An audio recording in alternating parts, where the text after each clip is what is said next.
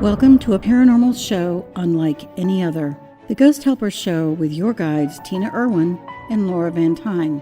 Where the paranormal is more normal than you think. We are seasoned psychics who once led normal, everyday lives just like you.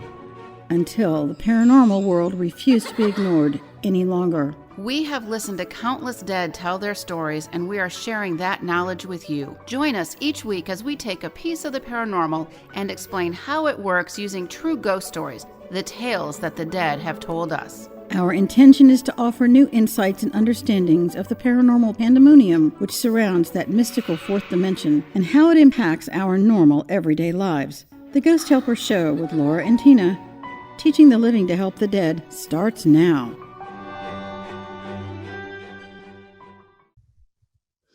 Welcome, everyone, to Ghost Helpers. I'm Tina Irwin, and I'm here with Laura Van Tyne. And we are reminding everyone that the paranormal is far more normal than you think. And we're supposed to be broadcasting from beautiful Monument Valley today. So the screen behind us is actually a lie. Actually, it's not so much that it's a lie. No, we're there in our hearts. We're just not physically there because life is what happens while you're making other plans. So it started out, we were going to get ready to go early Monday morning and drive there. So it's from where we're at, it's a 9-hour drive to Flagstaff and then a few more hours to Monument Valley. Which we do over 2 days. We don't do it all one day. Yeah, and this is a trip that we go to and we do every year. It's our business trip where we're in Monument Valley and we, go through the valley and do some fun things. But we also plan for the next year during this time. And usually, I'll bring some giant calendars and like 10,000 sticky notes, and we'll put stuff up all over the walls, right? And we have like our own little apartment. It's the Goulding's Lodge is a pretty amazing place. And so what ended up happening is I'm getting ready to go. And so I leave. I'm going to leave Sunday night and stay at Tina's house so we can get up early the next morning and just shoot out of here. And my husband says to me, he goes, "So are you excited?" And I looked at him, I'm like, "Yeah, but I feel like I'm not going to get there." And he's like, "Well, that's kind of weird." I'm like, "Yeah, I just feel like, I don't know. I just brushed it off." Right. So we are 7 hours into our 9-hour drive for the first day. And my husband had called earlier that day and said he had a stomach ache. And I'm like, okay, so, maybe, go see the acupuncturist or something. And, he comes back from the acupuncturist is working on him, and she's like, "Yeah, this is not a normal stomach ache. You need to go to urgent care."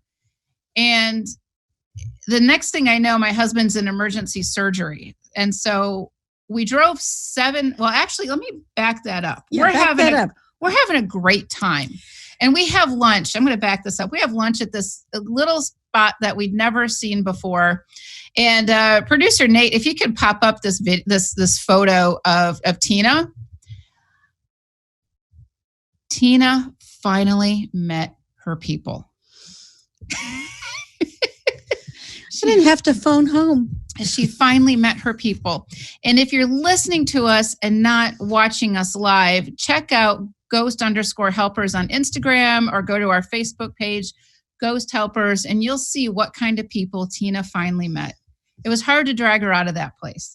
Well, it was really a cool little place. It was. So we have this business lunch there, and it's one of those diner places where everything they serve is golden brown. And we didn't feel alien there. No. We felt normal there. So we eat lunch, and this is where the first time we talked to my husband was at lunch about, what's happening with him. And so then we continue driving, and we're 7 hours into this trip, and I find out my husband has emergency surgery. And so we have to go back, right? So we're a little bit north of Phoenix by this point. So we ended up eating a quick dinner, which was not golden brown. It was a nice little salad from P.F. Chang's.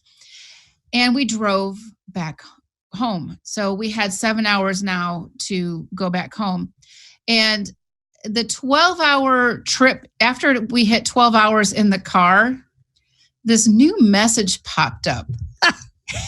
And we'd never seen this message pop up, or Tina's never seen this message pop up. Well, the car's never been driving for 12 or 14 hours straight. So Nate popped this up. This was the most pleasant message of all. The car asked us if we needed to stop for a break. And it has this nice little cup, this latte cup of coffee. And I'm thinking, where the heck is the replicator in this car? That would have made it that would have made experience. It so cool to have a latte or a replicator in the car. Apparently, if you're in a BMW and you spend 12 hours in your car, it will ask you if you need a break, and it will search out places for you to take your break.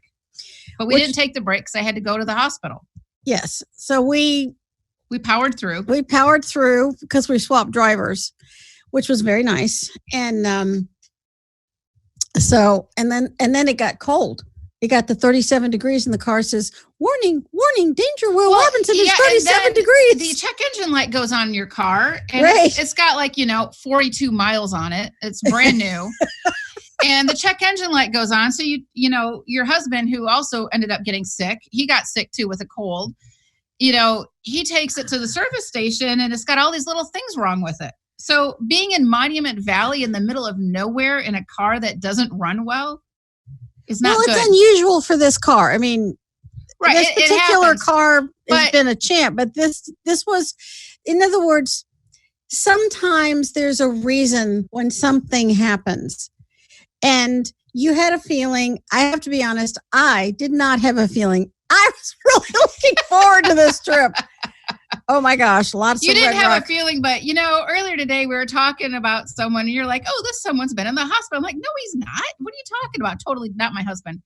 And you're like, yeah, you told me. I'm like, no, I never said that. So I have my moments like everybody else. Yeah. And I think what happens is the focus of this show is spiritual health. And we're focusing on that because not so much that our spiritual health is really at the top, but no, sometimes when you're everybody gets punched, right? Everybody gets punched. Everybody has a bad day. We made all these plans, but life happened to us as we're making these plans. And what we didn't want to have happen was, we thought we had everybody in a stable place so we could leave. Our families were good. But things began to deteriorate. The car wasn't happy. Our husbands weren't happy. It's my husband really wasn't happy. Yeah, your husband really wasn't happy. My husband wasn't happy a little bit. My husband, not that we were leaving. My husband's never even had a hangnail, I don't think, let alone a surgery. So we weren't supposed to be there. And that was an enormous disappointment because we look forward to this trip for 365 days. We were really excited to be broadcasting the show from that spot. But you know what? We have regrouped and we'll probably do it at the end of January. Nothing has changed, but the ability to say, yeah, this is not the right time. And it goes back to spiritual health. And it just wasn't the right time. We thought it was, but the powers that be realized that we needed to come back. And we did a lot of work in the car because one of us is driving and one of us is taking notes. We were able to work through a lot of things, which is what we always do when we're driving, a long distance. And then we started adding up, okay, we wouldn't have wanted to have had a check engine light, unlike Penny in Big Bang Theory. I pay attention to check engine lights. So we called my son and he gave us, you'll be fine to get home, which was a good thing to know. And sometimes things happen and you're not supposed to do that. So if you go into this depressed place because this was supposed to happen and I'm so disappointed, or you can say, this wasn't supposed to happen and we need to come back and we're going to be fine. We'll just do it at a different time. And what does this have to do with ghosts? That's the big question, right? That's really nothing. However, I have to tell you that this morning on my way down to the studio, I turned on the radio and all of a sudden Elvis's Blue Christmas comes on the radio and I could hear my dad singing the song in my head. And it was so emotional. And I just started crying in the car because these are the times of years when we miss people. But I know where he's at. So I know for a fact that he's in a good space. And this is what this show is about, making sure our loved ones have crossed over so they're in a good space. And, it was just Elvis Presley singing the song, but I could hear him, in my head. He's not sitting next to me in the car, because that would have meant he would have been a ghost, and that would not have been good for his soul either. So what does this show have to do with ghosts? Well, the beginning part, not so much. We are going to be talking about our spiritual health in many different ways, because we never address this as a society. We don't address this as a society. And I think sorry about that, as a peripheral element, because we've crossed over everyone who has died that's been in our life, your dad and both my mother, my mother-in-law, my parents. My eyes are still watering. My grandfather crossed over all these different people. So we don't have the fog of having a ghost with us or multiple ghosts with us. So most of the time we can think really clearly, and we can push through a disappointment, which is a gauge of what is your spiritual health. And so I think we're going to go to break here really quickly. Yeah, and when we come back, though, we're going to talk about what constitutes good spiritual health and what happens to a soul who doesn't cross over, because this is part of our spiritual path as well.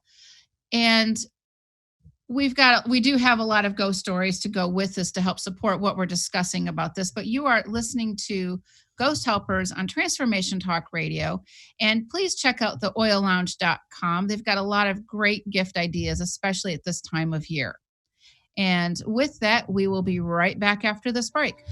Welcome back to the Ghost Helpers Show. And we're talking about our spiritual health, and we're going to be talking about ghosts as well, because if we don't have our spiritual health, everything else starts to collapse. In our society and in all over the world, we talk about our physical health, our mental health, our emotional health, financial health, all of these things, but nobody ever talks about our spiritual health. And if you think about it, this is backwards.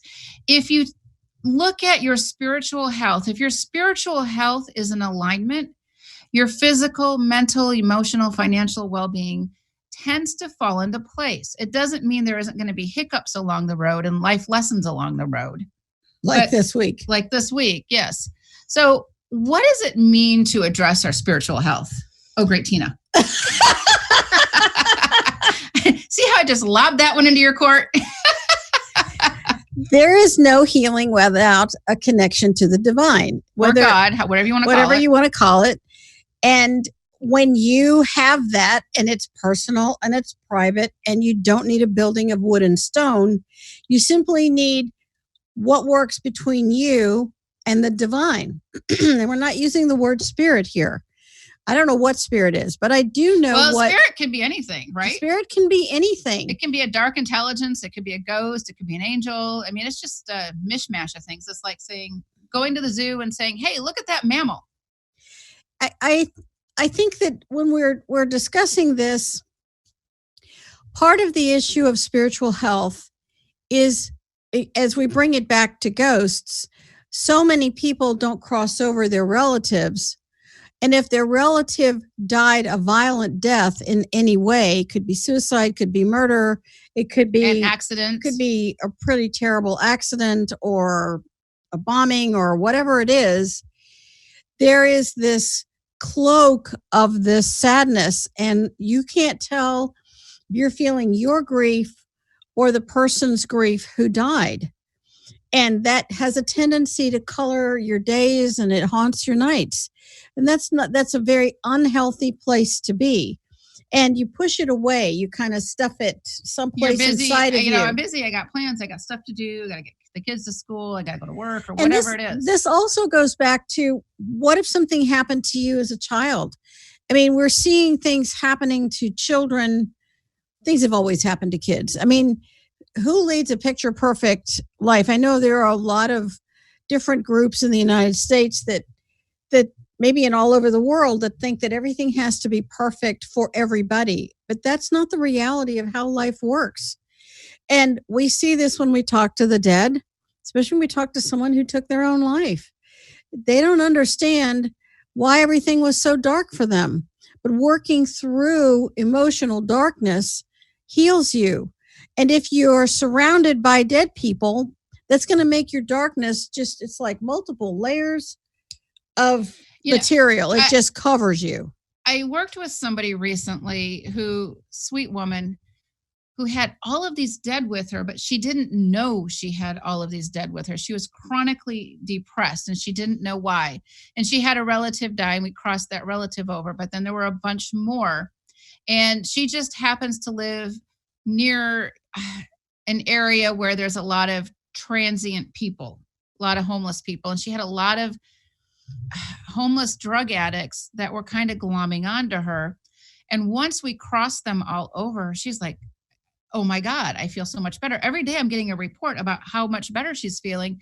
And if you go to ghosthelpers.com, and you can find the crossing over prayer and play it and direct those souls to cross over, because a huge part of our spiritual health does not leave us once we leave our physical body and we die. Our spirit, our soul continues on. So by crossing over the dead, you are helping someone else's spiritual path. You know, my brother Pierre, who died 2 years ago, used to tell the story. And he had a friend who was some incredible neurosurgeon. But he had a mother who was chronically critical. I can't imagine anyone's ever had that. And it could be a father, but in this case, it was the mother. And he had a brother. So this man's, I don't know what happened to the dad, but he had his mother and his brother. His brother was a professional comedian. He was a clown, and he did a lot of different acts. And this guy was a neurosurgeon. They have the same. That's not any different path. A really different path. So, but they have the same mom. So when the two brothers eventually got together, and we're talking about emotional health. The two brothers got together and they were lamenting one day that, they just can't seem to please the mom. And the clown says, oh, my mom says, you're nothing, you're worthless, you're just a clown. What are you doing with your life? You're just a complete and total failure as a human being. You think you're making people laugh, but you're just a nothing. And she just beats him and beats him and beats him. So the neurosurgeon looks at him and he says, well, you know what she says to me? And he says, no, I have no idea. So you think you're a big shot. You think you're just something special, but you're not. Look at your brother. At least he makes people laugh. You deal with a lot of darkness and crazy people and stuff in their head, and you think you're special, but you're nothing. You're just nothing. And the brothers looked at themselves and they realized that now that even though their mother had died, she's still haunting them. Well, it's even in death. They Yeah. were programmed. Thank you. That's exactly what happened. And we're all programmed as children, and this is a part of our spiritual health. So if you were programmed with a negative pattern, which I don't really know if there's any child that ever escapes that on some degree, but it becomes our karmic baggage so that we can work out. So what can you do to start to heal yourself? Heal your spiritual self so that the emotional self can also be healed and happy and released.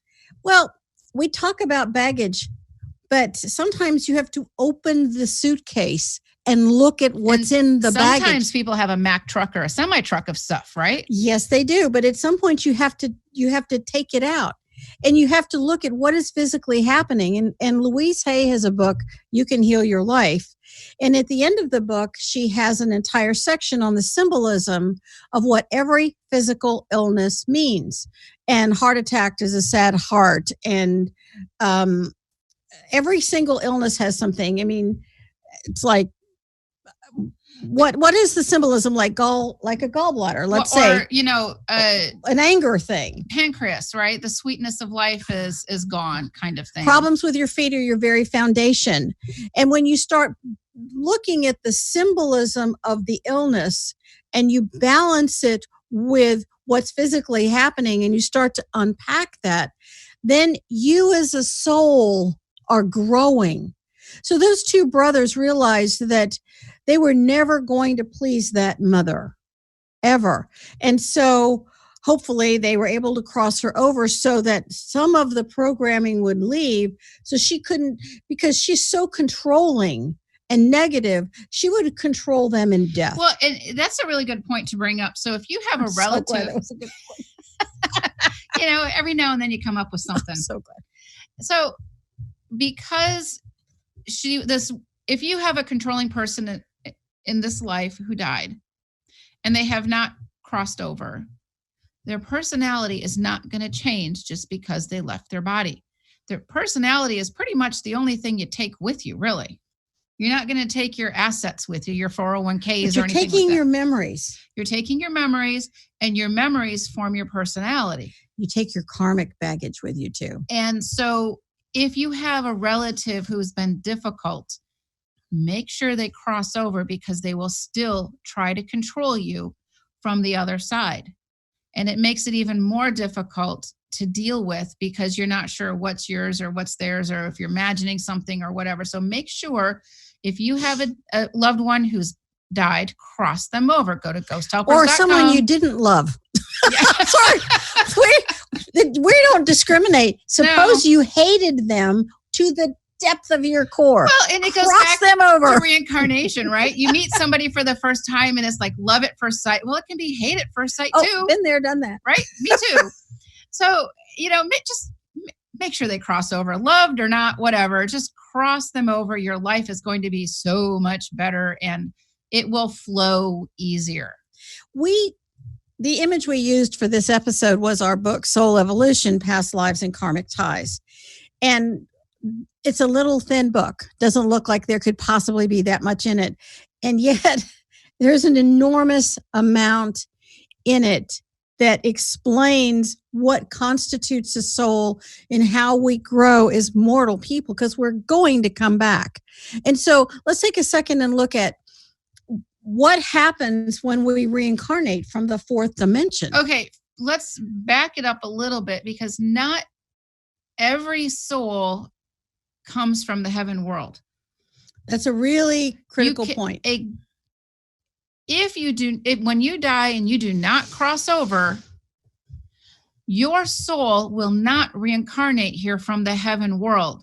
And there are bonuses, to say the least, about crossing over. When you cross over into the heaven world, you are afforded things that a ghost would never, ever have. You're afforded healing, spiritual counsel, soul restoration, and happiness. And happiness. What a concept. Right. A ghost is not going to get those things languishing between dimensions. A ghost is literally a soul who is stuck between dimensions. It's stuck between heaven and earth. Think about that. That's what a ghost is. We're not here to glorify the life of a ghost. This is why we don't hunt them. Our passion is to help them. When you have an individual who is so negative and so toxic, you have to wonder where they came from. And when we come back from our break, we're going to discuss the soul path of a serial killer. You're not going to want to miss Or this. somebody who is extremely violent. Extremely violent. So you are listening to Ghost Helpers on Transformation Talk Radio and KKNW. And check out theoillounge.com. Again, it is the season for awesome gifts, and they have a lot there to offer. So when we come back, we're going to be talking about the soul evolution of a serial killer. Welcome back to Ghost Helpers on Transformation Talk Radio. And our discussion is going to be about serial killers. And we were talking to Benny and Nate, our producers, about, it's a holiday season and we're going to talk about death. And I think one of the things that Monument Valley does for us is that it helps to restore our spiritual health, because we deal with monstrous amounts of death. And the saddest things people tell us. Stories we hear, right. The stories we hear are sometimes just crushing. And so it's a real challenge to keep a show light and fun when you're talking about this much death. And our society right now is at such a critical point. Every day there's a mass shooting. Every day there's something going on like that. And then, back when the dinosaurs roamed the earth and you and I were young. Oh, thank you for that. they're low blow there. Wow. Right? Show just got interesting. Right. When the dinosaurs roamed the earth, we didn't hear about shootings, right? We didn't, and now it is the millennial age group and below, that's their norm.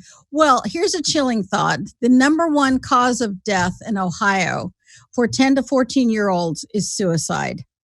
The Ohio Department of Health, where did we get this statistic? Because we're trying to identify where the information comes from. The Ohio Department of Health just released a study and said suicide is the number one cause of death in 10 to 14-year-old children. And it's a spiritual crisis is what that is. That really is a spiritual crisis. And yes, you certainly need to cross those kids over. But there's just so much going on now that sometimes we have way too much information. We're exposing children to too much too early. Sometimes the age of innocence needs to last a little bit longer. And I had 3 granddaughters, and I'm very grateful that their parents are allowing them to be little kids and be innocent a lot longer than maybe some other parents are. And, as parents, this is really tough. And you and I both have been dealing with several clients. I'm going to say a lot of clients whose children committed suicide recently. I've been a lot of conversations with parents who are just beside themselves, and these are young people. And I know we're going to discuss the serial killer issue, but when a soul takes their life, and this is really tough in the month of December, because when we're going to talk about that a little bit next week, this show isn't just about cool ghost stories. It really is about the service of mortal people helping each other as well as those who have died. It's the service, it's spiritual service, which contributes to spiritual health, kindness, compassion. These are important things.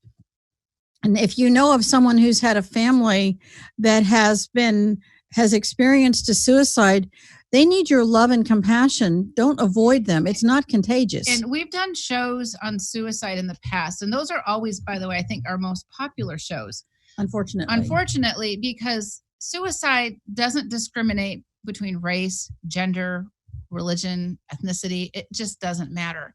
Suicide does not discriminate. And you had a parent whose child committed suicide not too long ago. And she had a psychic who's a very famous psychic tell her basically that her son, who I think it was a son, I don't remember. It was her son. Let me see if I can find this because I wrote down what she said. Her son had committed suicide, and the woman says that. Well, the person, she was discussing Judas and spirituality, and that this person's going to come back and they're going to be punished, and it'll be harder, and they'll be punished more and more and more. And and I know that Sylvia Brown said the same thing, and she said horrible things to parents who had lost a relative, families had lost a relative through suicide. And there is no love, there's no compassion in that. I don't care what your faith is. What these psychics don't understand is that when a person commits suicide, unless they get help from us, from you, they will not cross over, and they will reincarnate, and it will be harder. But if your loved one or not so loved one or someone is with you that committed suicide, the most spiritually profound act you can do for their spiritual health and yours is to cross them over. Go to ghosthelpers.com. There's crossing over prayers. And if you go on the right side of the page, there's one specifically for suicide. Cross that soul over. It's a really big deal. This mom I've been working with the last couple of weeks said that she couldn't believe how much better she felt knowing where he is. And I'm going to say that again. She felt this sense of relief. It's as if she could feel joy coming from him. And then she said, but I feel like there must be more I can do. And the answer is send that person your love and your prayers. And when you think about them, visualize them filled with light, embraced by the divine, sitting down with counselors of divine wisdom so that you can understand why you took your life. How did this happen? And in the next life, when you get your next opportunity to live, you have a higher probability of making different choices. It's not a punishment. I mean, there's a lot of different theories, but our experience, we've spoken to people who have taken their own life after life after life. I mean, I had a client like that whose son committed suicide, and this was his pattern because in the past he had never been crossed over. This time he gets to be crossed over, and his form of suicide was the grief of disappointment, of not making an achievement. And this happened to him life after life, but this time he had a mom who made sure that he crossed over so he can have his soul health, can have a different outcome in the future. Because the definition of insanity is you keep doing the same thing over and over again, hoping for a different result. And when you have to break the pattern that soul has as part of soul evolution, you're not evolving, you're just subsisting if you stay in the fourth dimension. And when each of these moms had the moral courage and the spiritual courage to cross their loved one over, then something shifted inside of them. And even though your loved one died, you know where they are. You know that they're receiving the help they couldn't have understood in life. They can receive it in death. Certainly never receive it as a ghost. This was a really huge deal. We also see this with murder, like a light show, but somebody has to talk about this. Yeah, when somebody who's murdered, and we had a client a couple years ago, maybe a year ago, whose brother was murdered. And he didn't know his murderer, but the reality is he did know his murderer, just not in this lifetime. The murdered and the murderers have this dark spiritual connection, and it continues to circulate life after life unless that chain is broken. And when you cross the soul over, the murdered person over, and you cross the murderer over, you break the connection, because in each life their souls are not restored. And that's one of the huge things you get when that person is in the heaven world. And so here's one of the questions. It's more of a rhetorical question than anything else. It seems like there's so many broken souls out there. It's the Mr. Rogers movie. Right? There are so many broken souls out there. And is this because many people are not afforded the ability to cross over before they reincarnate? Serial killers are not heaven sent. And what happens is if a person starts down a dark road and they talk about some serial killers, or they just come in this way and they start torturing animals at the age of 3 or 4. That means that they're coming in this way. Their parts of their soul is shaved off, life after life after life, and some dark intelligence is feeding on them. Yeah, if you're a school teacher, you've seen these kids, these kindergarten, first grade kids, where their eyes look sort of vacant or they're just black inside. And you know that they're not going to make healthy choices towards other people down the road. It's really tough to parent a child like that. And it's tough to have your loved one commit these horrific acts. It's just mind-boggling. And where we're going with this is that when a person kills, this isn't the first lifetime. They will have done it life after life. And a lot of people tell us, why would I want to do something kind to a serial killer? You're doing something kind. You're doing something spiritual for a murderer that they can never get for themselves. In our Father's house, there are many mansions. This doesn't mean that this serial killer is sitting side by side with the persons he murdered. Doesn't mean that. That person who commits horrible acts has to go to a different place. That's not up to us to determine, or anyone listening or watching our episodes. It's up to the higher realms. That's why it's not in my pay grade, and I'm so grateful. Way beyond us. When you think about it in that way, wouldn't it be wonderful if every person who committed a heinous act was crossed over so that they don't become fuel for the lower astral, the lower realms, those dark beings that are down there? And I feel this so strongly about this, that even though it's supposed to be a bright time of the year, let's just unpack that luggage of darkness and say, this is what you need to do. Let's just wash it out and make it better for the future. There is a future. It's going to be much better.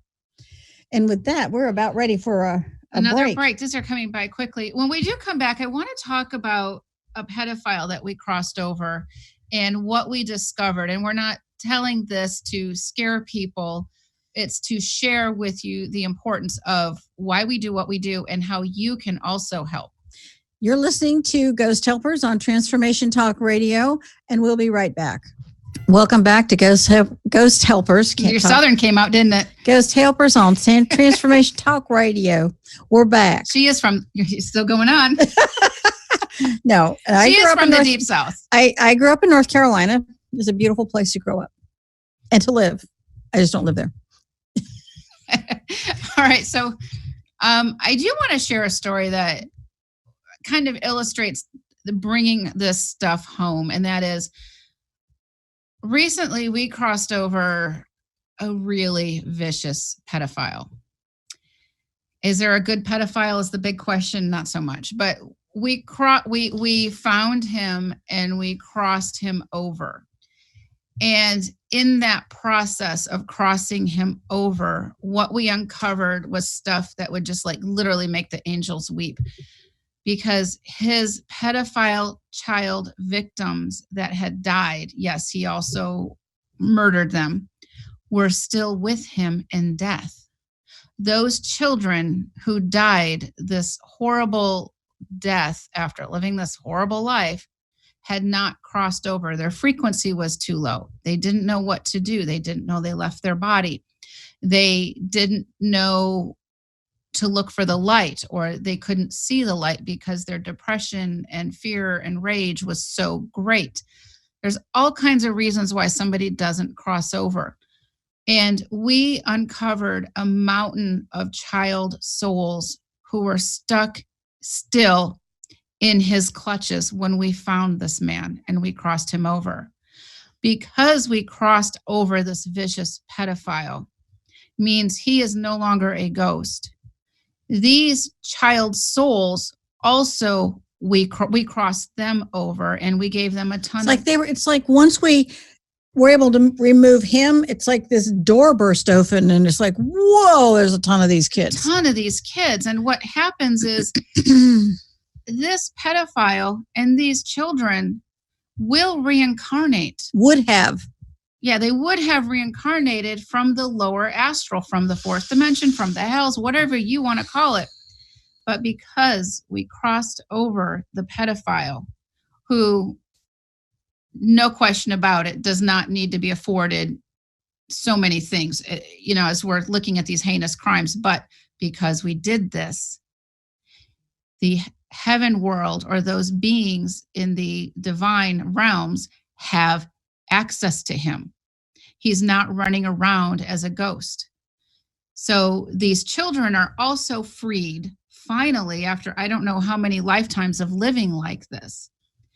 And not only that, but this pedophile can now no longer haunt the living. And we think about this. We always talk about ghosts who haunt the living. Imagine the terror that this type of a ghost would have caused any child or anyone out there. Now that he's crossed over, we've stopped that for this group of people. I mean, you see all these body parts washing up on Washington and Oregon shores, wearing tennis shoes. Those are human trafficking victims. And those souls were part of the group that we crossed over, and it was crushing for us. I mean, we were crushed for We a felt long time. destroyed for at least a week. I mean, we were numb. We were just numb. That's just a staggering number of people to have to deal with, and they were all nationalities, all faiths. Cruelty knows no secular boundary, let us assure you. And it was very difficult for us, to be honest. And yeah, we do try to keep the show light, but we have some very tough days. There's a lot of serious elements to what we do. But when you talk about death every single day, it gets a little heavy. It does get heavy. This was a really big deal to get this guy, to cross him over, because he was basically, for lack of a better word, like a puppet master in the lower astral. Yeah, he would come back life after life. And every life, though, he would build a larger base. I mean, I've traveled all over the world, and in some very, to be blunt, Catholic countries, I've crossed over the victims of the pedophiles that, the Catholic Church has promoted, I got to be honest as with the priests. Locally, churches are great, but when you look at, I'm going to just call it out, when you look at the Catholic Church, it's one of the largest organized pedophilia rings out there. Yes. I mean, it's how could it not be? How could it not And it goes back centuries. It's not something new that we're coming up in the news. The Australian government just arrested one of the bishops for pedophilia, and he's been shuffled around the world. And so they come back life after life after life. They already know this. This is what they're going to do. It's just what they do. To prepare for this new age everyone is talking about, you have to clean up the earth. To clean up the earth, you have to remove the dead, the darkness, and the perpetrators of darkness. It's a really crummy job sometimes. And I don't remember volunteering for this, but I think that at some point... I used to be a middle school teacher, okay? I taught Spanish and math. I thought I was going to have a computer company and write software. Yeah. I love writing software, but not... Somebody else decided that wasn't my job. We got a different plan along the way. Yeah, we didn't remember raising our hands, but I think that's what we did, and I have never regretted a day of it. And I'm so grateful that you were willing to join me in this, and that we have supportive families. And what's really weird is that we actually live close to each other. Yes. So yeah, this is incredible, and that we actually have a platform to be able to share information that most people will never hear or nobody else talks about.